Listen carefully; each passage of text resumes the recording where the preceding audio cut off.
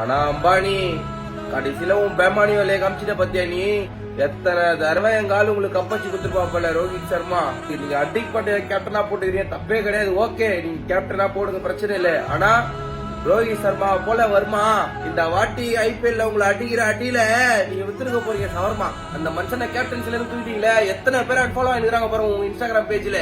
ஏற்கனவே பாவம் அந்த மனுஷன் இந்த வாட்டி வேர்ல்டு கப் மிஸ் பண்ணிட்டோமேன்னு சொல்லிட்டு அவ்வளவு ஃபீலிங்ல இருந்திருப்பாரு. மறுபடியும் கஷ்டப்படுத்துறீங்களடா டேய். அவரை கேப்டன்சில இருந்து தூக்கிட்டு குடுத்துட்டீங்களடா, ஒரு துரோகம். கண்டிப்பா இந்த வருஷம் மும்பை இந்தியன்ஸ்க்கு சோகம். அவர் எந்த டீம் போறாரோ அந்த டீம்ல இருந்து உங்களை சொருவோம். ரோஹித் சர்மா நீங்க கவலையே பட தேவையில்லை. மஞ்சள் கலர் ஜெர்சியை ஒண்ணு போடுங்க, டபால நம்ம டீம் குச்சிருக்கோம். சிஎஸ்கேக்கு அவங்க அச்சு ஓட விட்டுலாம் மும்பை இந்தியன்ஸ். ஒரு வருஷம் தான் இருக்க போற நம்ம ஆளு தலை டோனி, அதுக்கப்புறம் ரிட்டையர் ஆகல, அதுக்கப்புறம் நீங்க கேப்டன்ஷிப் பண்ணுங்க, முச்சு விட்டுலாம் அவங்கள. மும்பை இந்தியன்ஸ்க்கு அவ்வளவு ஃபேன்ஸ் தான் யாரால?